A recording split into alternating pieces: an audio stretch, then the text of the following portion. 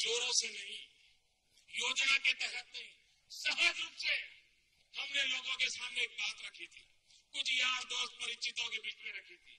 हमने कहा भाई,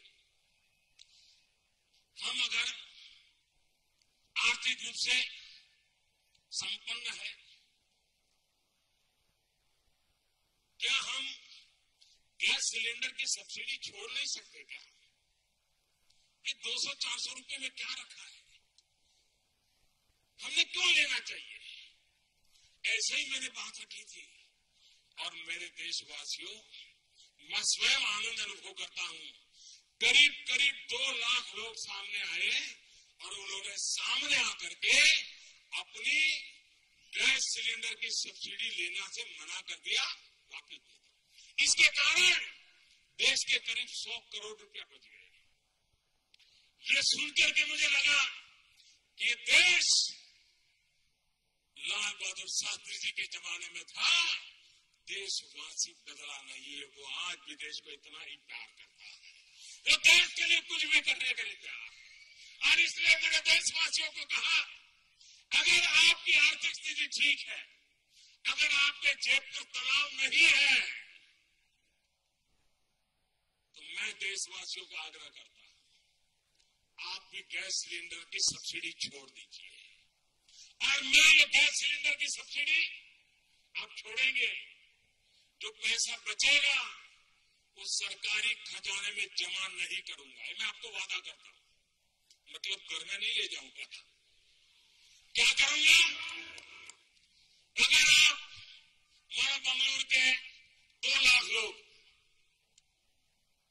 ये गैस सिलेंडर की सब्सिडी छोड़ देते हैं, तो मैं 2 लाख परिवार ऐसे ढूंढूंगा जो गरीब है, जो घर में लकड़ी जला करके चूल्हा जलाते हैं, घर में धुआं होता है और बच्चे बीमार हो जाते हैं। क्या उन गरीबों को, उन बच्चों को, उस मां को जो लकड़ी जला जला करके धुएं में खाना पका रही है, क्या 21वीं सदी में मेरे देश में ऐसे परिवारों को ऐसे जीने के लिए मजबूर करना चाहिए? क्या उनको उसको नसीब पे छोड़ना चाहिए? क्या उनको इससे मुसीबतों से बाहर लाना चाहिए कि नहीं लाना चाहिए? क्या उन बच्चों को बीमार होने से बचाना चाहिए कि नहीं बचाना चाहिए?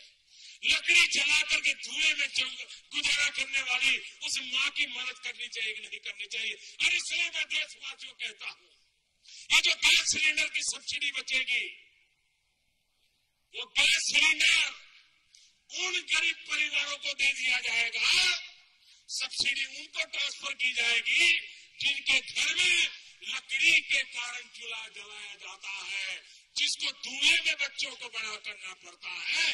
अगर 1 करोड़ लोग गैस सिलेंडर छोड़ते हैं तो 1 करोड़ माताओं का भला होगा, 1 करोड़ परिवारों के बच्चों का भला होगा। और मैं मानता हूं आपको इससे बड़ा कोई पुण्य नहीं मिल सकता। मैं देश के सांसदों को, देश के विधायकों को, देश के IAS, IPS, IFS अफसरों को, मैं देश के प्रोफेशनल्स को आग्रह करता हूं, आइए मेरे देशवासियों, आइए गरीब के घर में उन माता को बचाने के लिए मुझे साथ दीजिए। आप सिलेंडर छोड़ेंगे, वो सिलेंडर उस घर में मैं पहुंचाऊंगा। कितनी माताओं की सेवा होगी। हम मिलकर के देश की सेवा कैसे करेंगे, गरीब की सेवा कैसे करेंगे, ये संकल्प लेकर के आगे बढ़े और देश इन बातों को उठा लेगा, ये मुझे पूरा विश्वास है। जैसे स्वच्छता की बात को उठा लिया, बेटी बचाओ बेटी पढ़ाओ की बात को उठा लिया, उसी प्रकार से किसी का देने का भी आनंद लो, छोड़ने का भी आनंद लो, किसी के लिए कुछ देने की दिशा में आगे बढ़ो। आओ 125 करोड़ देशवासी मिलकर के हम भारत का भाग्य बनाए।